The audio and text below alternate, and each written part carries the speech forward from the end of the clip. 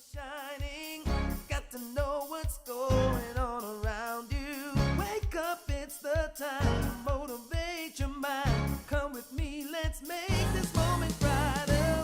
Wake up with the Bahamas at sunrise. Come on and wake up with the Bahamas at sunrise. Wake up with the Bahamas at sunrise. Wake up with the Bahamas at sunrise. Hey.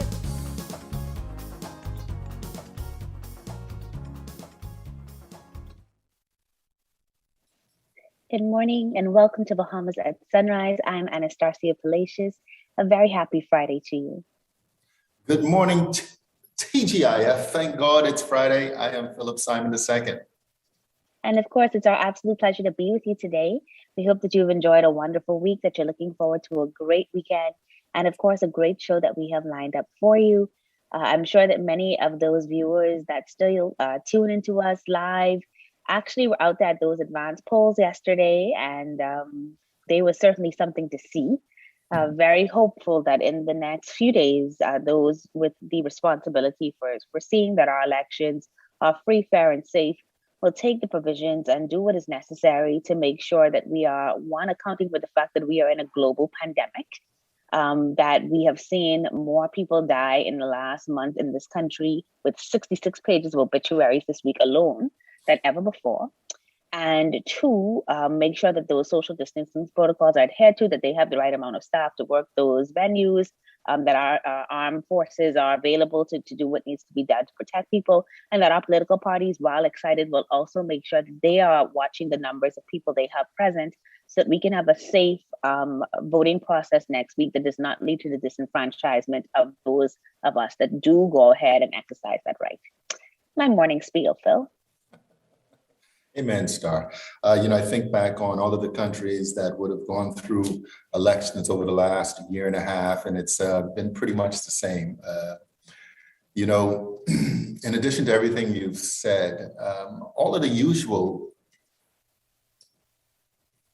things seem to be occurring around election time. It's almost like rum to an alcoholic, right? It's like the bare naked truth of the individual or the organization or the party, or, it just swings back around. It's so disappointing to see, some of the things that are occurring. And I'm talking about more than just, the slander or the libel. I mean, all of these different, accusations and stuff. I mean, just seeing the tension that comes. Listen, I just want to say, I want to remind everybody at the end of the day, we are all still behaving, right? And I believe deep down in my heart that we are the best people that God has made in this entire world. And we just got to act that way, right? We got to remember who we are. And I pray that in addition to what you have said, that by the 17th of September, we will be back to trying to be one Bahamas. Give them until the 19th. Let people have at least 3 days to mourn. That's appropriate, I think. It took Jesus 3 days to raise again. So give the people let loose 3 days to mourn. And then let's get back to it, right? I'm looking forward to today's show, though, because I know we are going to be talking with Gowon Bowe, and he wrote a very interesting article talking about the fact that, the election will not be a magical cure. And these are my words, not his. But the election will not be a magical cure for all that ails us. And we have to be prepared that whichever government is elected, there are very serious issues ahead for our nation. The first, obviously, being this pandemic that we are still very much in. And then the resulting impacts on the economy, which has been failing for some time, long before Dorian and long before this pandemic. And so very serious issues to take into account as we get into the election next week. Again, I want to just reinforce that we really have to do everything we can to protect ourselves as voters, but I think it is up to us to show up and vote. Do not allow anyone to suppress your vote in any way. If you have the right to vote, then it is our duty for those that came before us and could not do so, to do so. Absolutely. If there's an illegal impediment, you have the right to vote. I want to wish happy birthday to two people today. Baffle, she celebrated on the 8th, and Master Charles Seeley, the big guy, he celebrated yesterday on the 9th. Happy birthday to both of them. Awesome. Happy birthday, Charles. I hope that you enjoyed it and that both of you are looking forward to celebrating many more. Of course, we here in Bahamas with Sunrise are going to be celebrating our 20th anniversary real soon. And so we want to encourage you to still reach out to us if you've got any well wishes, whether that's through text or video. We'd be happy to share them with our viewers when we do celebrate that 20th anniversary next month. So if you are interested in offering your kind wishes to our very hardworking team, and you get to actually win a prize for those submissions. So if you send those in, please do so by emailing sparker@tclbahamas.com. The deadline for submission is, of course, Election Day, Thursday, September 16th. So please make sure that we have them before that. All right, with all of that said, we've got another great show lined up for you. We are continuing our focus on education series this morning with the Ministry of Education. Today, we are talking about pre-primary and primary school curriculums. Also, the Bahamas Meteorological Office joins us to give us a forecast of the remainder of the 2021 hurricane season. We're still in it, Star. Still in it. Hurricane season extends quite a while, and we've seen some pretty bad storms in September and October. And so we just continue again to pray for the best. We're also going to be talking with the Bahamas Alzheimer's Association about their plans for Alzheimer's Month. And as I mentioned to you, Gowon and Bowe is also going to join us to talk some more about what we really should be expecting and demanding from those candidates we vote in next week. Yeah, I tell you what, tomorrow is 9/11 as well. So it kind of just popped into my mind. It changed the world 20 years ago, exactly. And, you know, so many other things have changed our world here in the Bahamas since then. But again, so many memories. But listen, we have Godfrey Burnside. He's going to give us our first look with weather at sunrise.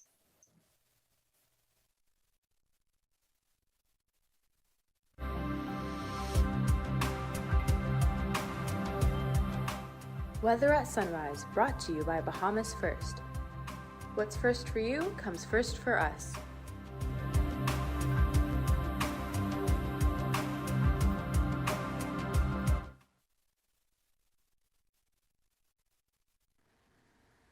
Thank you, Phil, and good morning, Bahamas. In your first look at weather at sunrise, high pressure building across the islands. That means a hot weekend is the weather-wise, as well as generated by Hurricane Larry will continue to affect the islands over the weekend.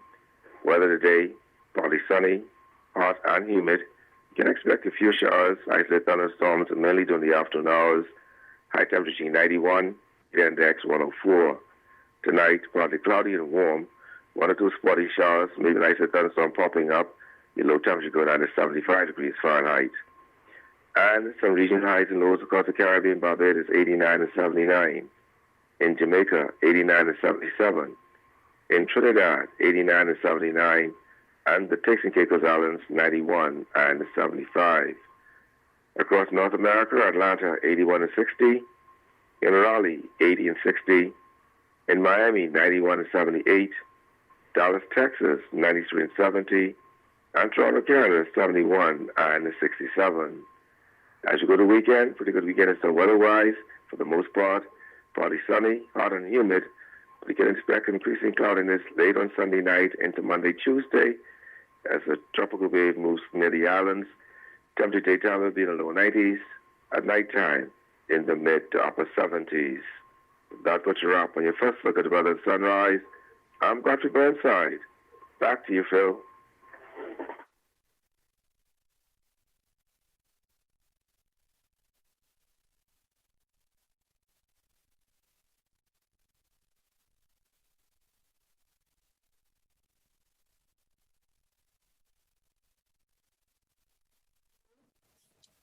Thank you very much, Godfrey. Last week, we heard about important curriculum development, and today we are going to delve deeper into pre-primary and primary curriculum, specifically with our guest, Leja Burrows. She's the Assistant Director of Education for Early Childhood Education, and Vanria Jack, the acting Assistant Director of Education for Primary Curriculum Section.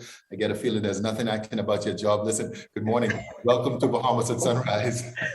Thank you. Thank you.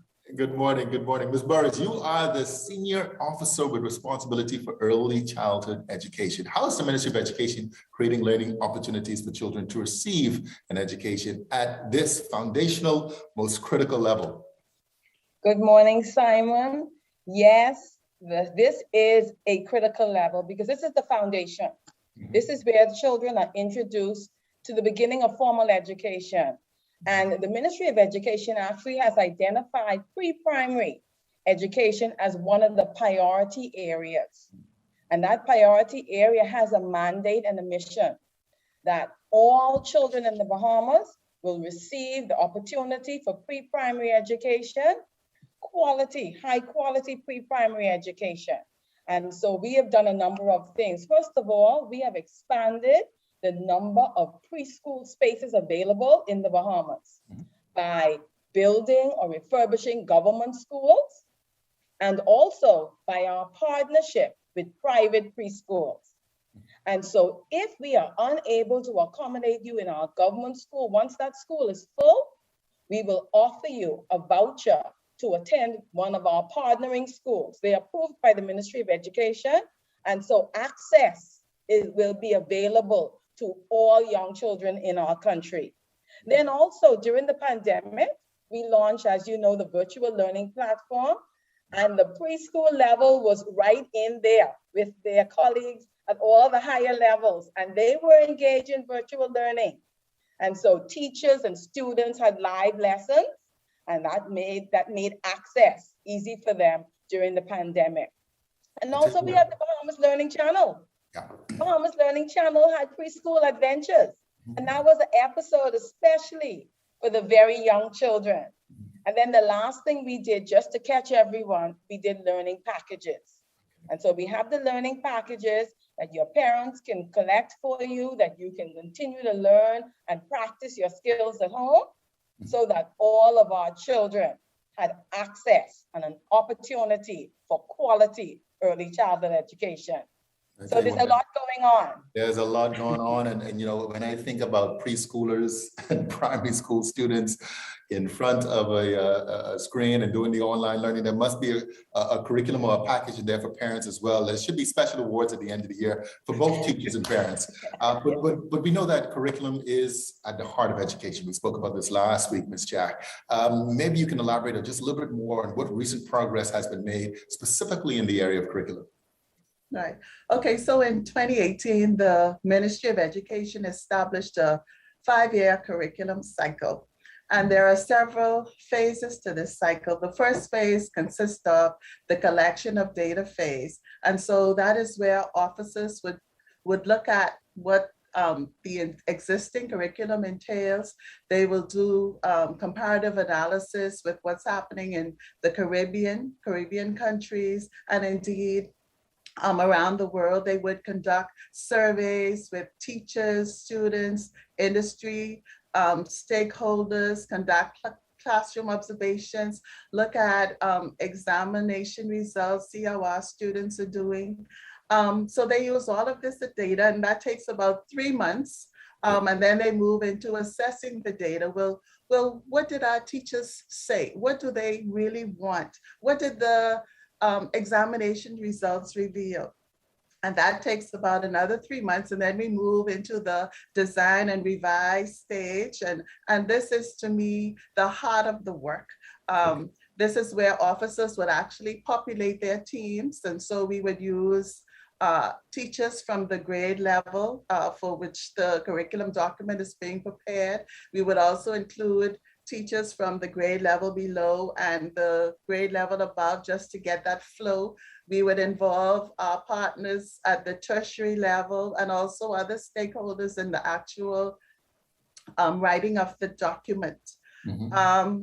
I call this phase the Tylenol phase because it really demands a lot of the officer, because they're looking at what their research says, and then they're trying to bring it all together into a document that both our teachers and students would benefit from.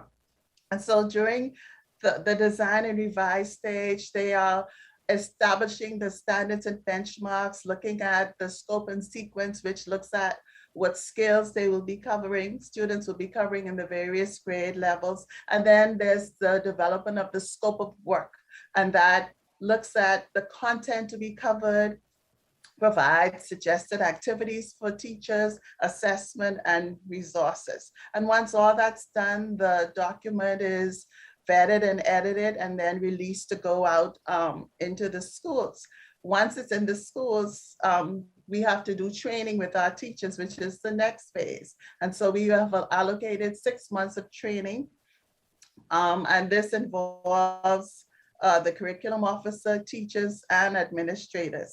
And then we move into the implementation phase, which is allocated 3 years. And again, during this phase, the officer would be conducting observations just to provide support for the teachers.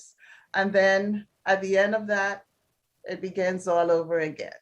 Yeah. And I'm just happy to say that for the primary level, we have 4 curriculum guides that we are about to launch shortly. And then there are also documents to be launched for the high school and preschool levels as well. Is that what you call the pacing guides, or is that something different? No, actually, the pacing guides come out of the curriculum. Okay.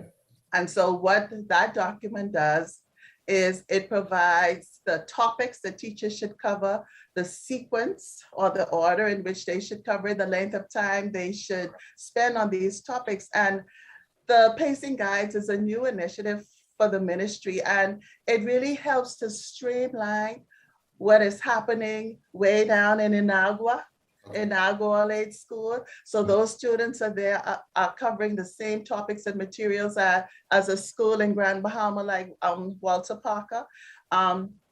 It helps to also provide guidance with assessment. So we know what that final exam will look like as we have the topics all laid out.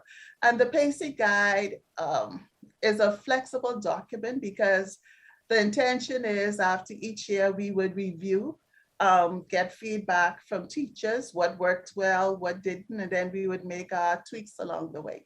All right. Ms. Burrows, we all understand that all over the world, COVID-19 has impacted learning. Some might say it's been a loss, a learning loss due to the disruption in education. But how has the ministry addressed this? I mean, obviously, Ms. Jack would have gone through, the structures that have been implemented to support for teachers, et cetera.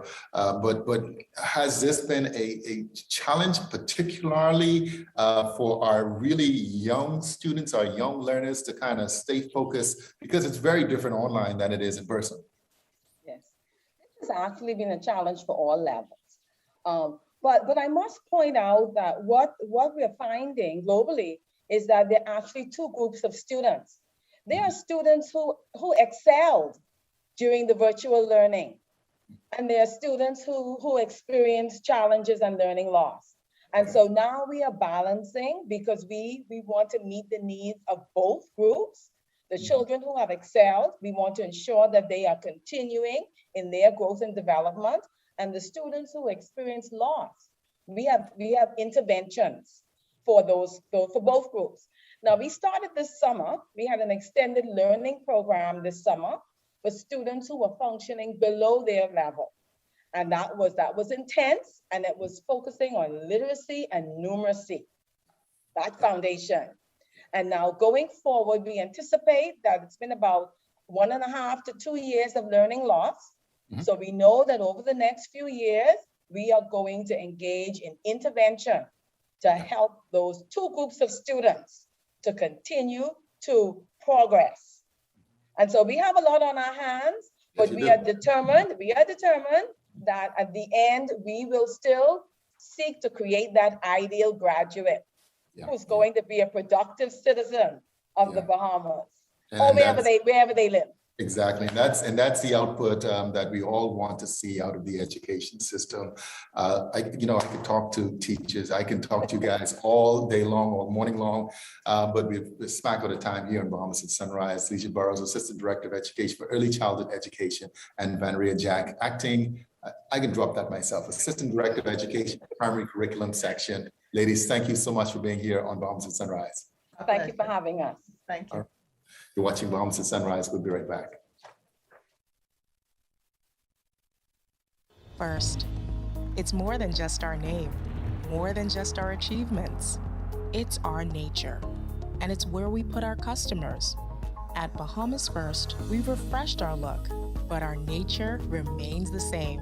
We design insurance solutions that protect our customers from life's uncertainties, whatever they may be. We equip you for the future so that you can recover stronger. Bahamas first. What's first for you comes first for us. Health is the greatest gift. That's where we come in. Bahamas Medical and Surgical Supplies is a premier distributor of medical equipment, as well as medical and surgical consumables. Our engineers are always on hand, providing top care service that saves lives. We carry a wide selection of over-the-counter and prescription items, IV fluids, and other injections. Our products are state-of-the-art, and our entire team stays on top of cutting-edge technology. With more than 2 decades of dedicated service, Bahamas Medical and Surgical Supplies continues to be a trendsetter and innovator in healthcare. We have set ourselves apart by truly caring for our customers. We understand the intricacies of healthcare, and we produce spectacular results. We cherish our partnerships and nurture our friendships as we continue on our quest to help everyone maintain that wonderful gift of good health. Find us on 9th Fifth Terrace, Centerville, right in the heart of the medical service epicenter of Nassau, Bahamas.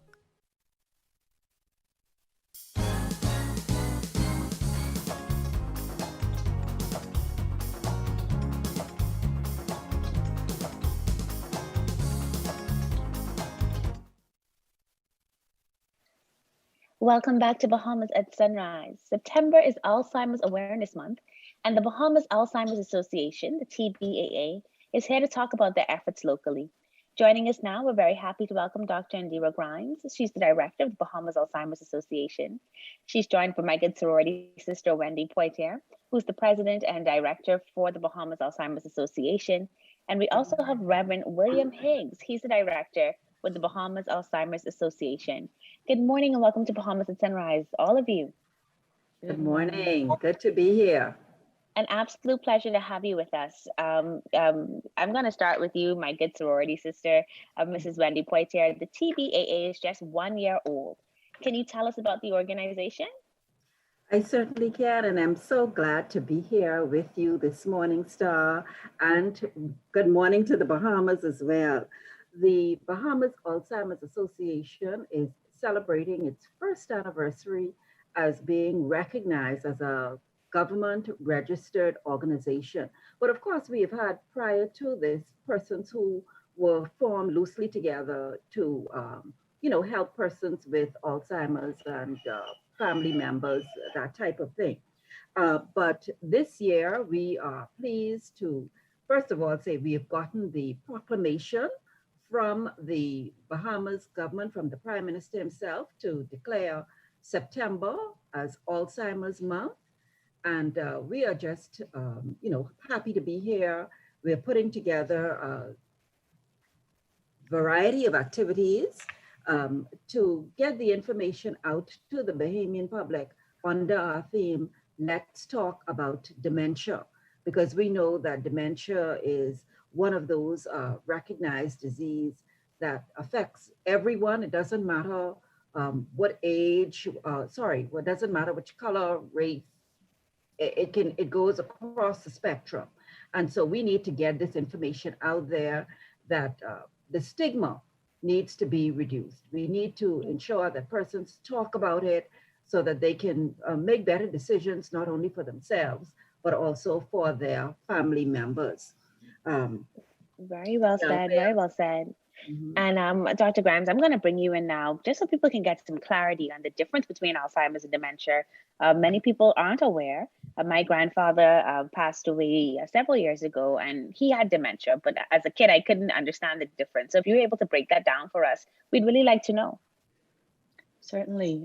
So dementia is a broad term for a cognitive disorder in which there's decline in certain aspects of one's cognition to the point where it affects their ability to independently perform their daily activities. So the cognitive areas that are usually affected are language, memory, ability, certain levels of socialization, executive functioning, being able to perform your executive tasks like managing money, doing your everyday higher tasks, laundry, cooking, etc., multitasking, driving. And so when those cognitive areas are affected and one cannot perform their daily activities of daily living because of that, then we diagnose them with dementia. Alzheimer's disease is a type of dementia. So Alzheimer's disease is the most common type. It accounts for about 60 to 80% of all dementia diagnoses. Okay, all right. So that's very interesting to know, and I'm sure people are going to learn more as they get into the month and they go to attend this talk. But before we even talk some more about how they can have access to that, we also have Reverend Higgs with us this morning. Reverend Higgs, what was, why are you connected to this outstanding group? What has been your personal story that brings you to this table to make sure that people with dementia are being taken care of? Thank you. I'm here for the personal, as you said, the reasons that I was involved in this. My mother had dementia. My father-in-law did. So as a family, we've been involved in caregiving and very much front and center with this for a number of years now. And of course, as a pastor, I've come across cases of dementia and Alzheimer's from as far back as about 33 years ago. It's the first one I remember when I was working on one of the family islands. So out of that, I just felt an empathy and a concern and just wanted to, if there's any way I could help people through the association, as our president said, raise awareness, but also as a support team. Could we help each other? Those of us who are going through this challenging time, because the real difference with dementia and other forms of illness or sicknesses or disabilities, where you can adjust pretty quickly to what's limited or what you can't do. The difference with dementia is the whole personality changes. It becomes a different person. You don't recognize this person who you used to know in terms of their personality, how they behave. The once bubbly, excited person, life of the party, becomes very withdrawn and sullen. And, the Sunday school teacher for 40 years suddenly starts using curse words. And it's like, everything's so different. It's a real challenge. And that's why I would like to, if there's any way we can as a group, out of our collective experience, as well as the educational part, because that's important to do, that we learn more, that we can just be a help to each other. That's really my motivation. Thank you. Thank you for sharing that, Dr. Higgs. And I can imagine that must be, I think, scary for the individual experiencing it, and then it's scary for the caregiver as well, and such a wide range of emotions that must come with that. And so, Dr. Grimes, what help is available for people with dementia? Is there a cure? Is there medicine? And how do families get that help that they need here in the Bahamas? Well, unfortunately, there's no cure for dementia at this time that's available. Of course, research continues to work on that.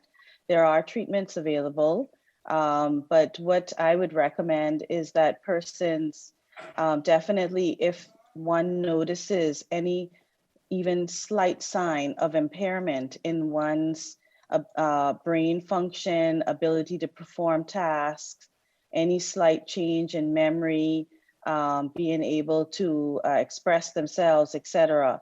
If you notice that in yourself or your loved one, that you should be assessed by your healthcare provider right away, and so that one can, be examined, tests could be run, and so on, such that if dementia is looming, it can be detected early and treatment can start early.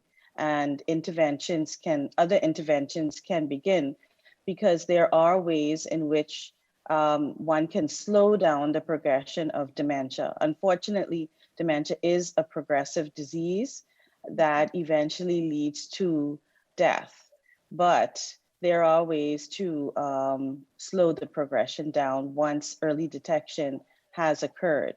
And there are reversible causes of dementia. In other words, one can find causes where once the treatment is implemented, the signs and symptoms of dementia can be reversed or cured. So you have the reversible type.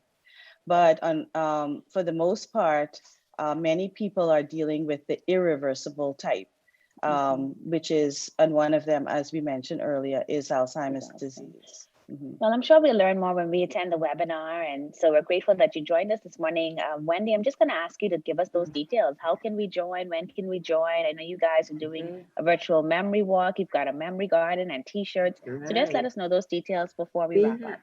Thank you so much. Yes, we do have the webinar that will be held on the 14th of September.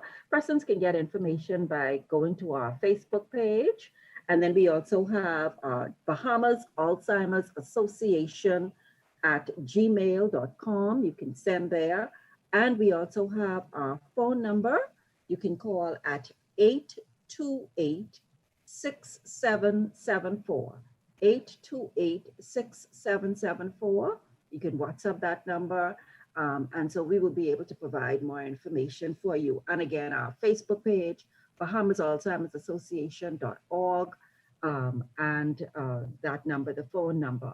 We have the virtual memory walk, which will be taking place on the 18th. And we have when you register for the memory walk, you get your memory garden flower. Let's see if you can see those. This WhatsApp, but anyway, you can get your memory garden flower, and we will be planting our memory garden in celebration and of course in memory of those who are suffering from disease. That will be at the Central Bank in their Frederick Street lawn area at 2 p.m. on the 18th. So we invite people to come down.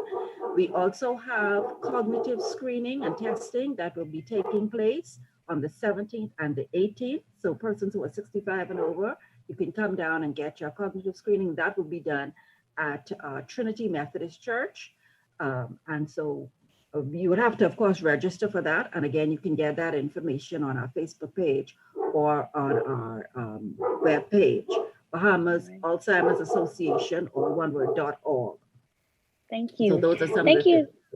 Thank you all so and much let for me joining just us this also morning. one more thing. We also have our Hope Drive, where we have persons can make donations.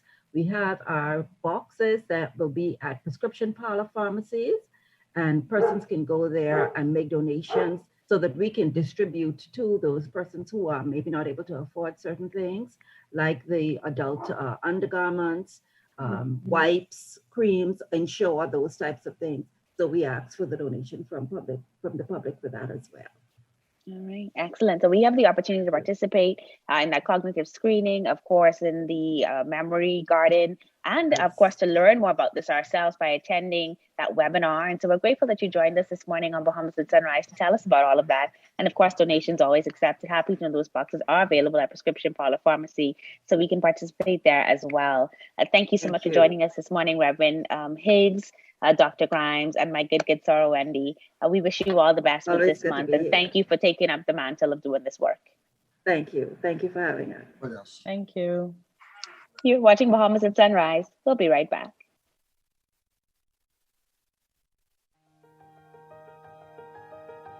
Hi, I'm Dr. Wanda Rogers. Hi, I'm Dr. Ranga. Hi, I'm Dr. Valencia Johnson. Hi, I'm Dr. Munish Sharma. Hi, I'm Dr. Jazreel Thompson. Hi, I'm Dr. Bonami. Hi, I'm Dr. Rajesh Pahawa. Hi, I'm Dr. Therese Nairn Knowles. Hi, I'm Dr. Alpheus Alec, Director of Ambulatory Services at Doctors Hospital. I'm the consultant surgeon here at Doctors Hospital. I'm a pediatrician here at Doctors Hospital. I'm the director of imaging at Doctors Hospital. An anesthesiologist here at Doctors Hospital. Infectious diseases physician. I'm radiologist at Doctors Hospital. Emergency room physician here at Doctors Hospital. And I'm clinical director of the Emergency Transport Services and Continuing Medical Education here at Doctors Hospital. I am vaccinated against COVID-19. I have been fully vaccinated for COVID-19. I am fully vaccinated against COVID. I'm fully vaccinated against COVID-19. I'm fully vaccinated against COVID-19. And I'm fully vaccinated against COVID-19. I'm fully vaccinated against COVID. I'm fully vaccinated against the COVID-19 virus. I'm fully vaccinated against COVID-19. I hope you are too. Are you? Are you? Are you? Are you? Are you? Are you? Are you? Are you?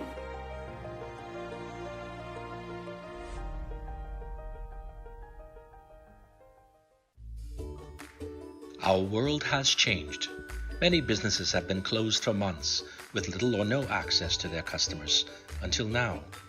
Rev Media can help you remain connected to your customers. Our trusted customized advertising packages and personalized consultants will provide your business with immeasurable support during this challenging time. Your customers are already watching. Rev Media can help you to remain connected. Call us today. Let us help you.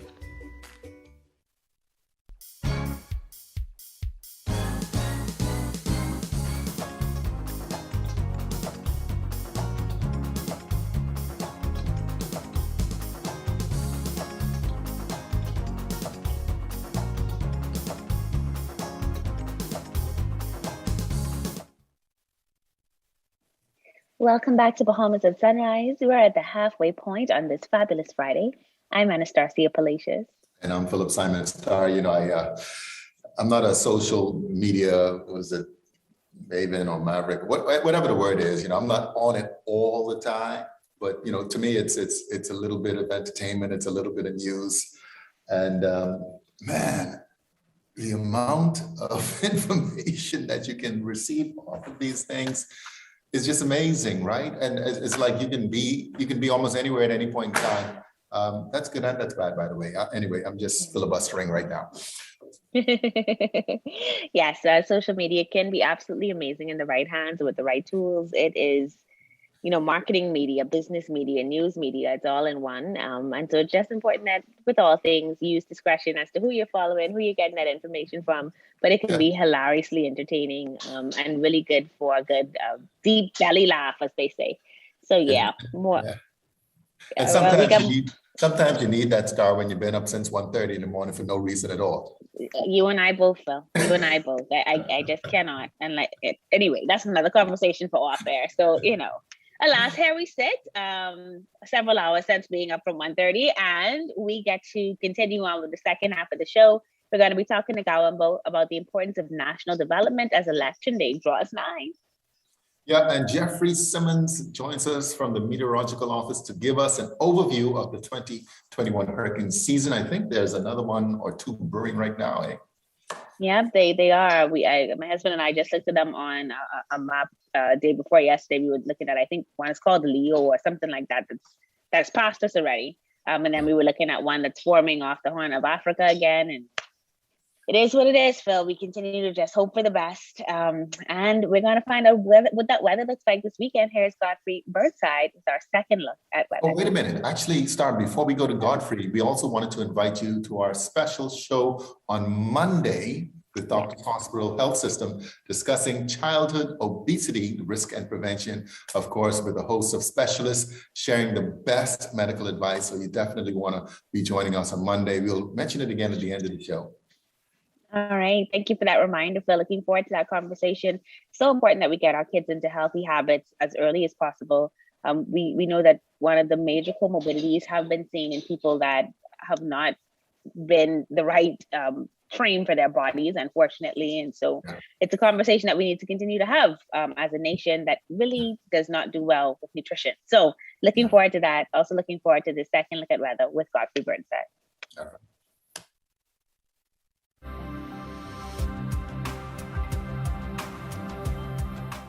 Weather at Sunrise, brought to you by Bahamas First. What's first for you comes first for us.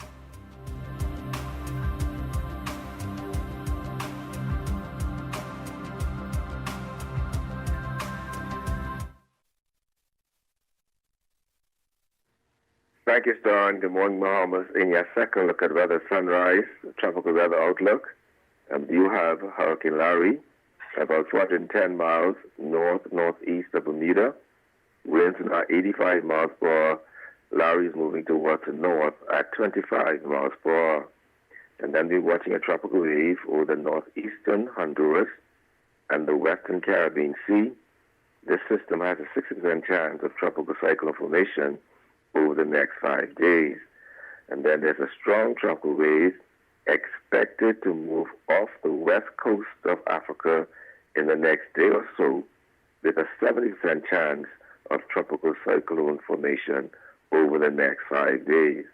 Elsewhere, tropical cyclone formation expected during the next 5 days.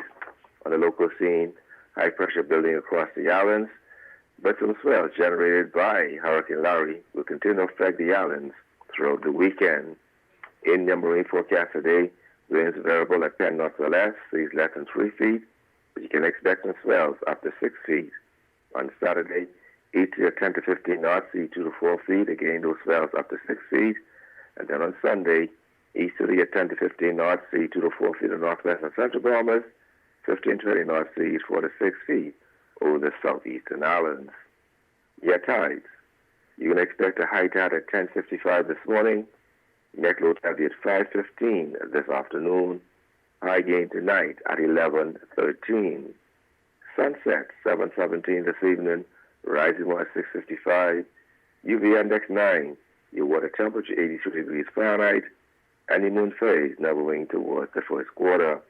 Extended look, lovely weekend start weather-wise for the most part. Partly sunny, hot and humid through Sunday, but by Sunday evening into Sunday night, expect increasing cloudiness with some showers, isolated thunderstorms through Tuesday. Low temperature daytime will be in the lower 90s, at nighttime in the mid to upper 70s. That puts you up in your fun. Look at the weather at sunrise. I'm Godfrey Burnside. Back to you, Phil.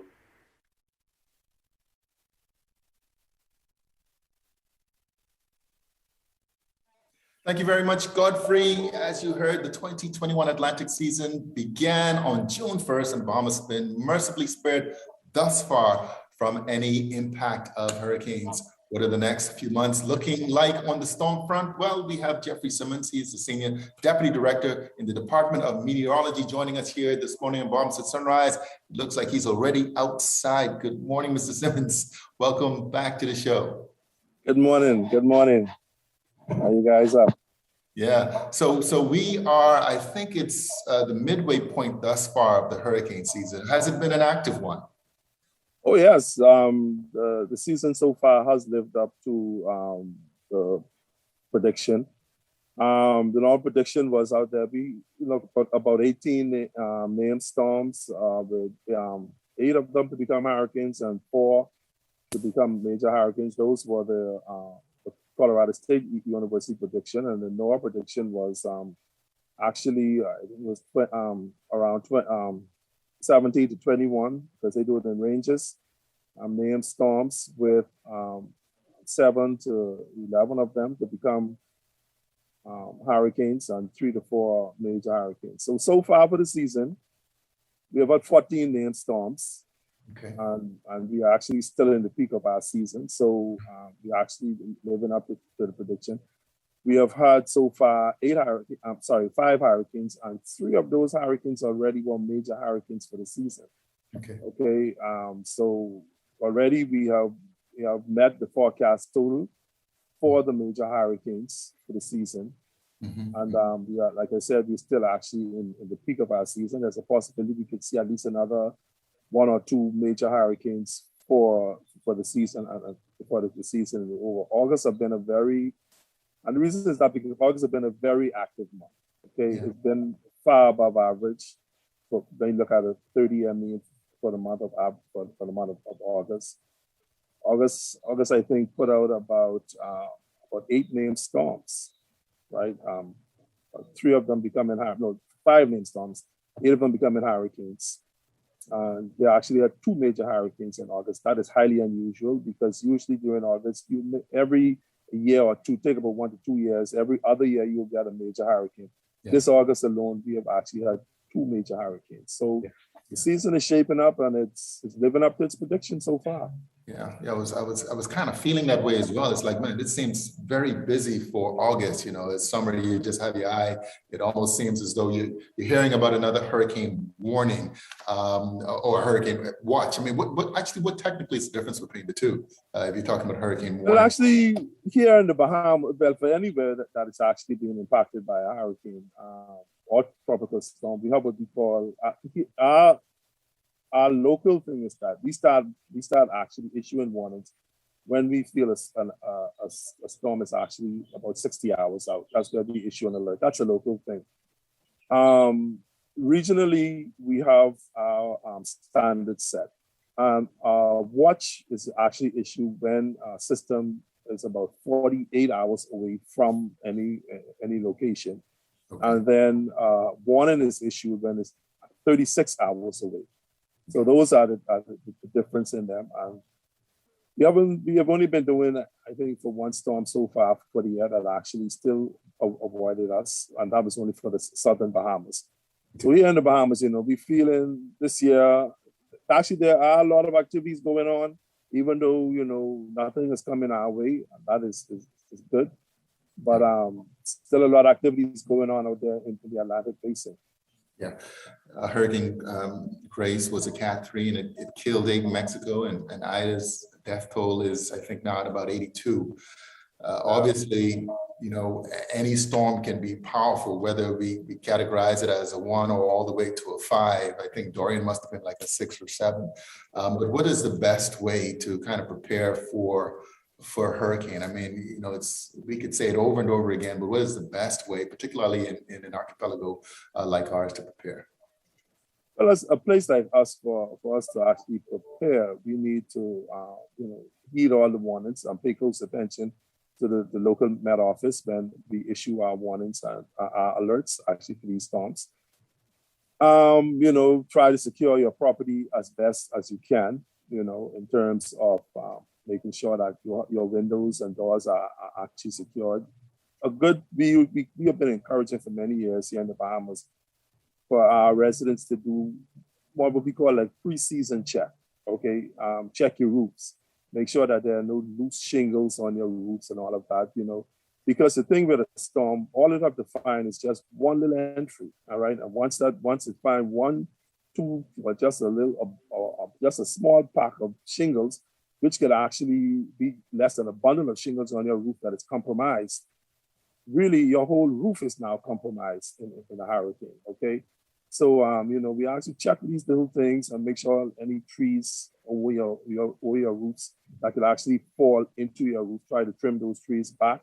I know it's summertime and your trees are bearing fruit, but, you have to make sure that those trees don't go too close to your roofs and all of that.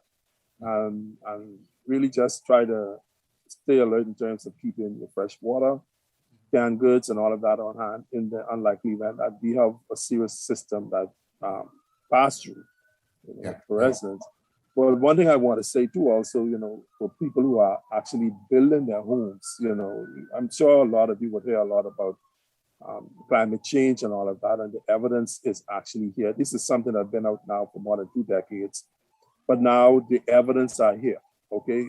Dorian, we would have seen firsthand here in the Bahamas, and of course the residents of Louisiana would have just seen it with Ida sometime last week or so ago.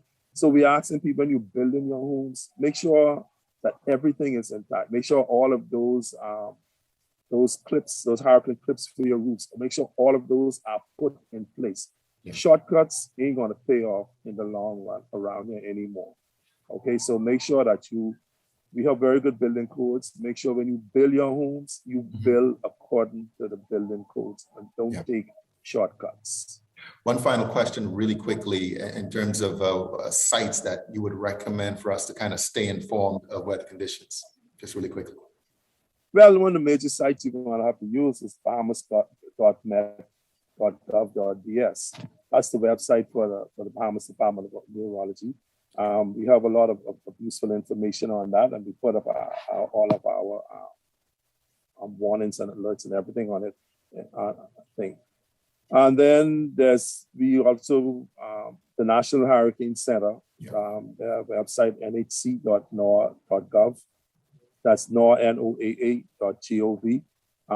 They are actually the website for the regional center that really provide hurricane information. And they put out generic products out there for people to see with all the warning codes for any system that's coming in. Also the latest advisory for the entire region, if you want to take a look and see what's going on elsewhere in our region. All right. Thank you so much. Jeffrey Simmons, Senior Deputy Director, Department of Meteorology. Sitting on the outside, man. Thank you so much. Yeah, I'm enjoying the early morning sunrise. Enjoying my sunrise. That's right. And we enjoyed having you. Thank you so much. Watching Bahamas and Sunrise. We'll be right back. Summer is here, and Shell presents a summer of fun. Win $30,000 in prizes when you spend $20 in fuel at any Shell location, now through September 10th. Experience incredible hotel stays in the Family Islands and Nassau. Win thousands of dollars in fuel, groceries, and electronic devices. Fuel up today and submit your receipt by WhatsApp, email, and Facebook. Follow us on Facebook for more chances to win with Shell. Terms and conditions apply.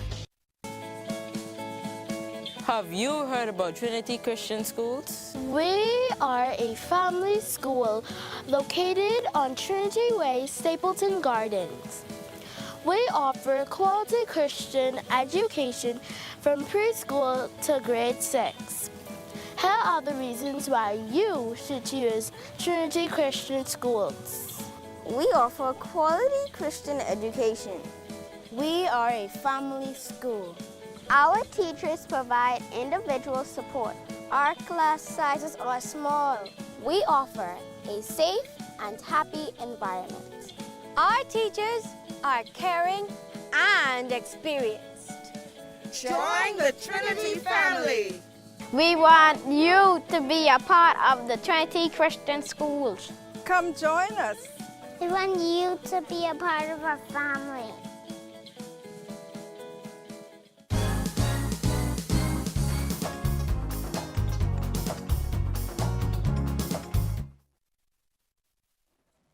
Welcome back to Bahamas at Sunrise. Looking forward to this great conversation we're about to have with Gowon Bowe as it relates to everything we need to be considering as we go into the voting booth next week, mainly about what we should be looking for in terms of the future of the nation.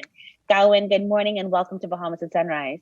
Always a pleasure, Star. What's happening? All is well. Gowon, everything's happening. Everything is happening at this time. The pandemic is raging. We're going to the polls. The economy is not where it needs to be, as you know very well. And we've got 2 documents out from the 2 major political parties detailing their plans. You've read both of these documents. What are your thoughts? Well, I would step back and say, is it really detailing plans or are they public relations documents?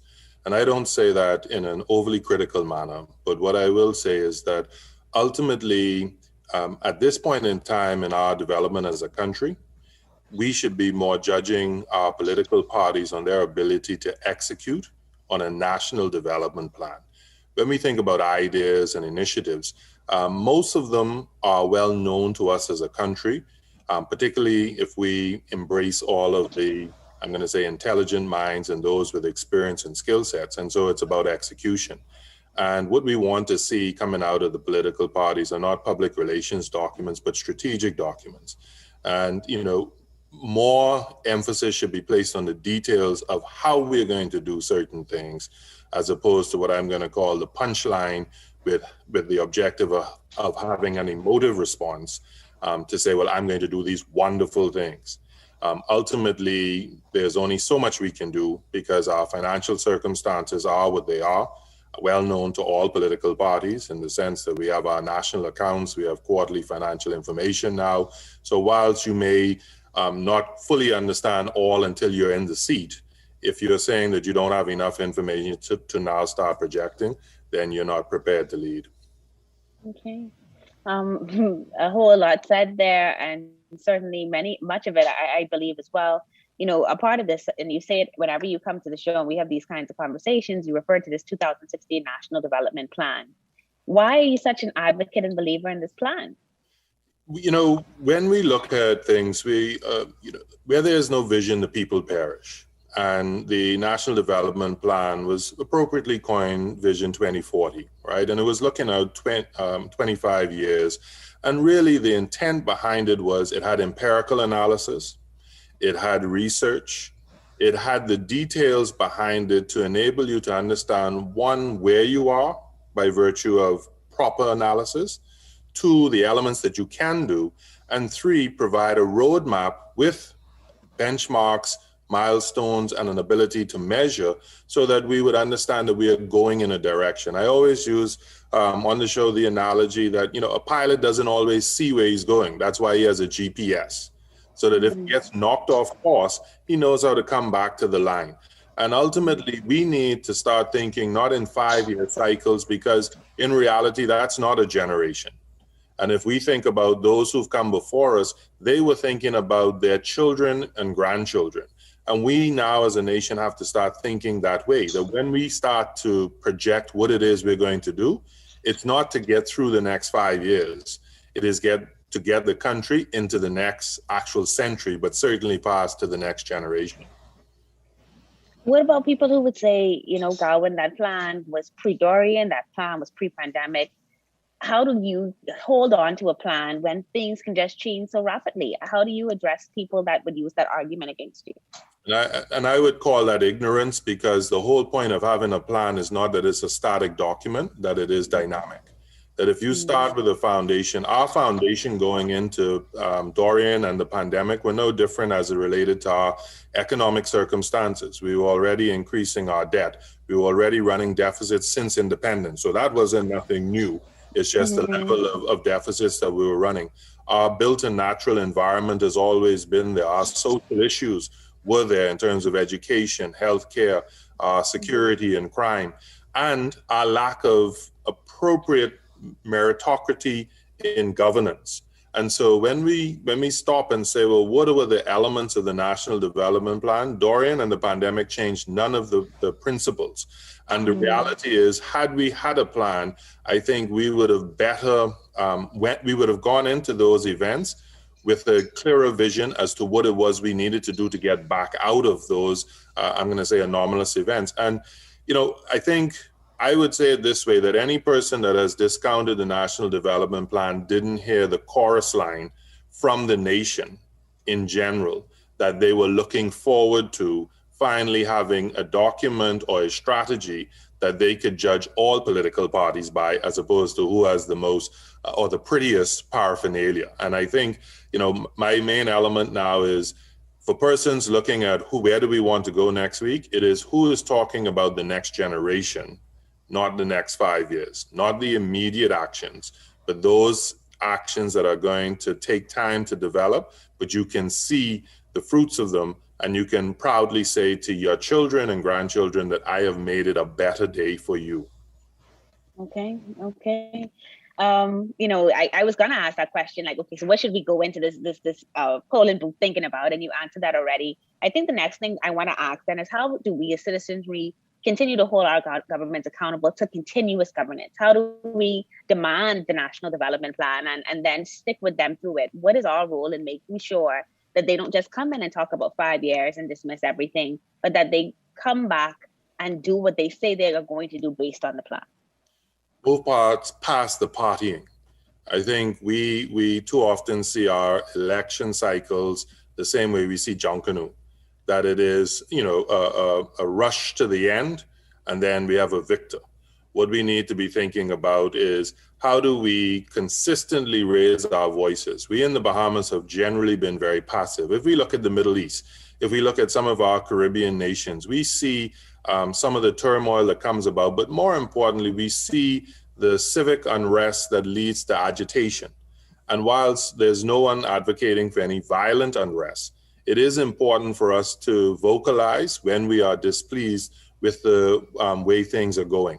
And we have mechanisms where we can actually say that we are able to recall our MPs. We are able to put pressure on them to ensure that they are the voice of the people, not, if you will, trying to get the vote for one day, and then after that, assuming that they've become all-knowing, all-powerful, and now, knowledgeable beyond belief. So as it relates to that, we as a people have to look at it, and we've done it. When we had VAT, it went from a combative stance to a let's understand it and be educated, to, well, we don't like it, but it seems okay, to how do we help the government to push forward the initiative. And so I think we have a blueprint for that. We have an actual historical event that showed that we can do it. And I think we now have to look forward into the future and say, well, how do we do this with a national development plan, and then make the parties accountable to say that if you're not executing, then yeah, you're going to have a short time lived, and we're going to find a party that can execute. And so I guess then the final analysis is, you know, people always say, oh, a government needs to stay in for at least 2 terms. We've had such turmoil in our system because we've not had the same consistent party in the last 20 years. And so the answer then is national development plan and who executes it versus the need for a party to stay in place for them to carry out ideas. Is that what you're saying? And you know, it's precisely right. I think that too often we get into saying that the party didn't have a chance to fulfill its objectives or its promises. Well, why was it its promises? Why weren't they national elements? And we've always seen the retardation of our society when we change governments not because of the change in individuals, but because they obviously believe everything that was done before them is taboo. It needs to be disrupted. It needs to be unearthed and then start again. So we actually lose the time that was spent to create these initiatives and carry them forward because we are starting afresh. And you know what? 9 times out of 10, they look the same way they did before, just under a different moniker and a different name. And I think, you know, as we go forward now, let's become more mature, but let's become more demanding. And when we think about our own households and our own lives, we don't sit back and wait for something to happen. We have to go out and make it happen. And we have to understand that they work for us. So we're the board of directors and shareholders. And if the executive management team is not performing, then we replace them. But more importantly, we want to hold them to actually put in place a strategy that anyone who's competent can come in and follow. Oh, and thank you so much for always telling it like it is. I always appreciate these conversations with you. And, you know, it's so important that we have voices that speak truth to power. And so grateful that you joined us here on Bahamas at Sunrise. Always a pleasure. And it is pro-Bahamas. I think that's the main thing we have to know going into this. After we come out of it, I've never lived anywhere in the world where they've spoken about a political party. It's always been the Bahamas. And so therefore, my flag always stays close to my heart. I receive it. I believe it. I stand with you. It's about the nation. And so we thank you again for joining us this morning on Bahamas at Sunrise. We're going to be back with more right after this commercial break. Doctors Hospital is proud to introduce the Loyalty Advantage Membership Program, or LAMP. LAMP offers medical service discounts to new and existing Doctors Hospital patients. With membership starting as low as $20 per month, LAMP benefits include fee waivers for insured patients, discounts on inpatient and outpatient services, access to free imaging services, and much more. For a full list of benefits or to sign up for LAMP, visit doctorshos.com/LAMP. Doctors Hospital, trusted and best care now. Isn't your health worth it?